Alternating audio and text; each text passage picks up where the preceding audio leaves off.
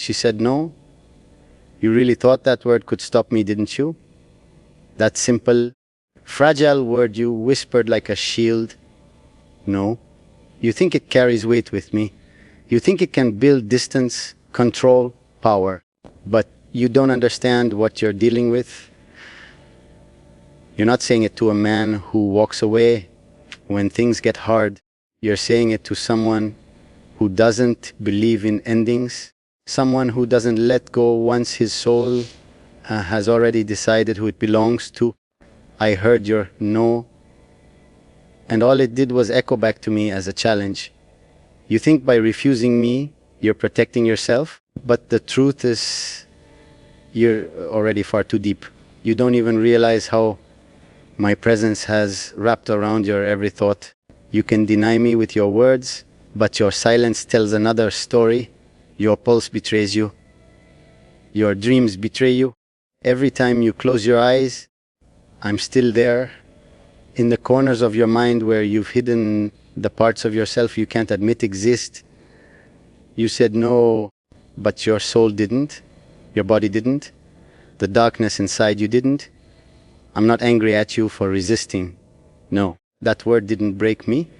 It fascinated me because it reminded me that even when you try to push me away, you still acknowledge my power. You wouldn't say no unless you felt how close I was. You wouldn't resist unless you knew exactly what you were resisting.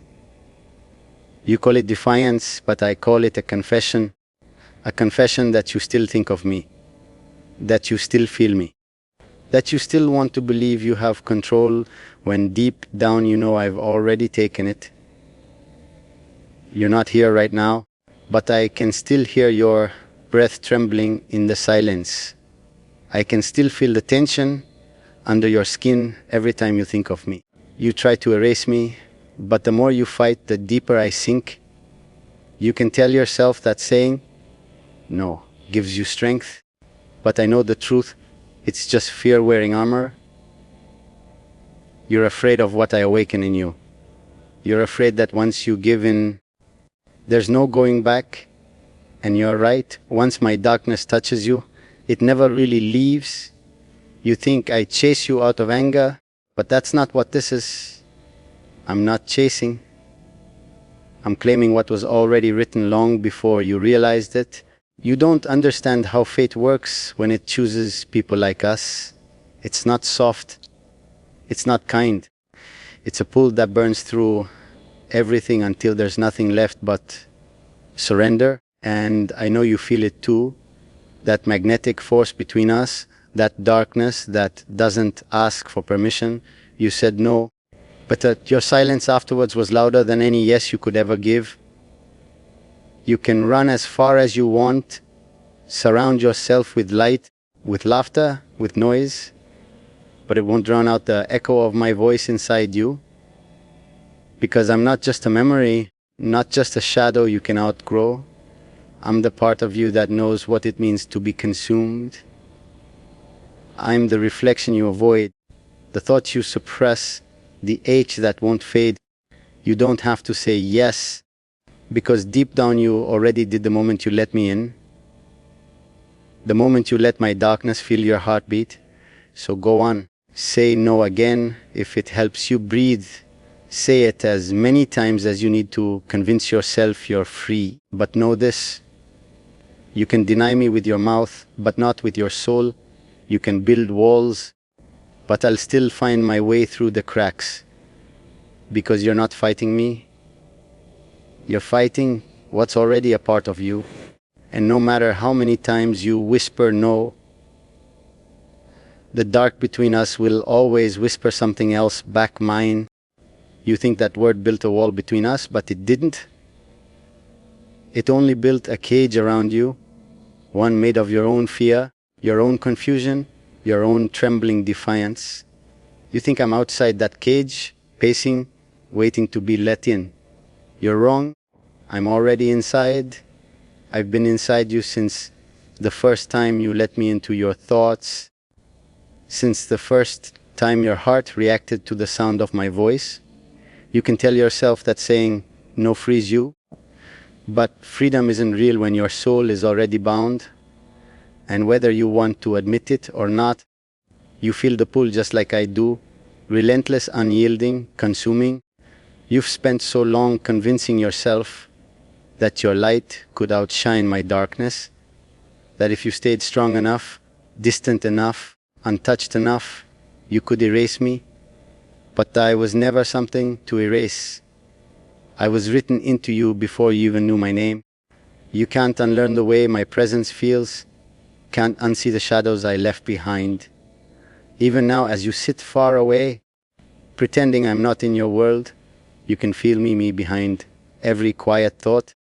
The force between us doesn't fade with time or space, it feeds on both. It grows in the dark corners where you try to hide from it. You said no because you felt it, because for a single moment you saw what I am, and it scared you. You saw that I don't play by the rules of ordinary men, that I don't ask for pieces. I take all or nothing.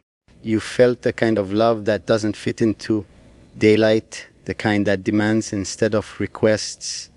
And so you said no, but your fear was never about me, it was about yourself. You're terrified of what you become when you're near me. You're terrified that you might enjoy the surrender, that the darkness I offer might feel too much like truth. You can pretend your no was final, but I've seen what lies behind it. The way your voice broke, the way your breath caught, the way your silence begged for something your words couldn't say. You call it resistance, but I call it the beginning of recognition. Because deep down, you already know what happens when you fight something meant for you.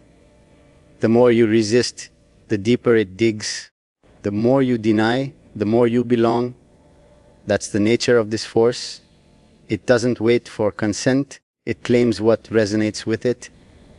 And you were never outside its reach. Every time you try to escape me, you prove something I already know, that you can't. You think you're moving away, but all you're doing is orbiting closer. Every denial becomes another connection, every defiance another tether. I don't chase you because I don't have to. I simply exist, and your energy comes back to me on its own. The universe bends that way when something is bound by darkness. It doesn't ask for approval, it takes its form naturally. And you can fight it all you want, but the force between us isn't built on choice, it's built on inevitability.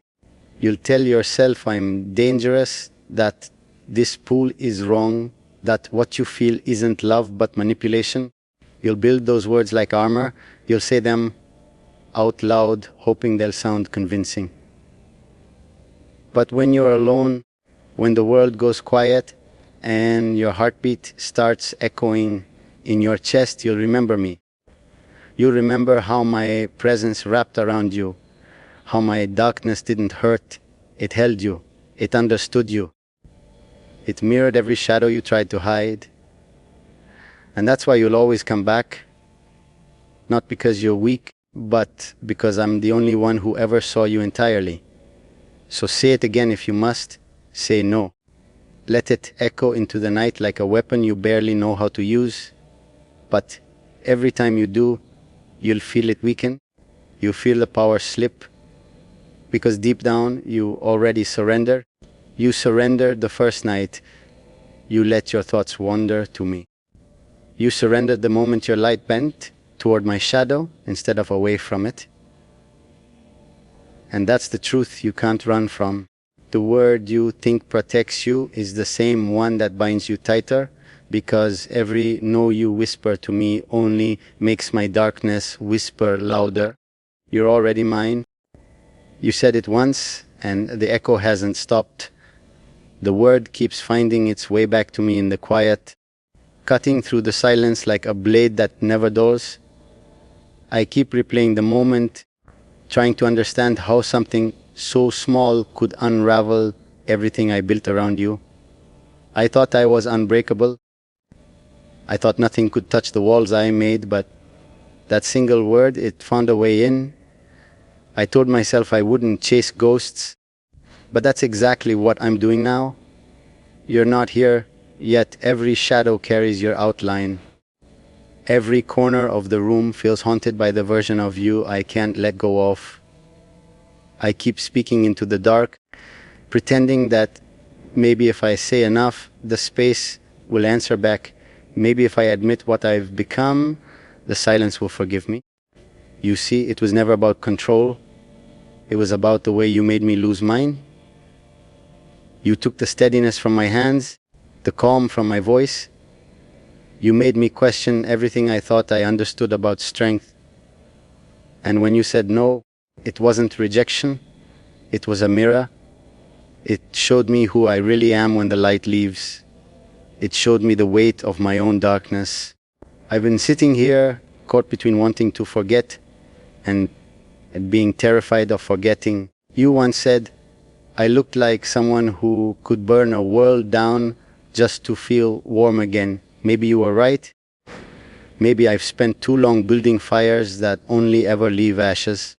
But what you never saw was the part of me that wanted to learn how to stop burning things I love.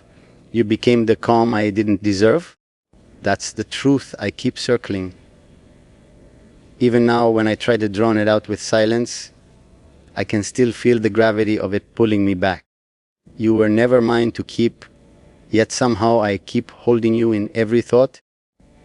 I wonder if that's what punishment feels like, to crave the very thing you were supposed to protect. There's a strange kind of peace in the ache now.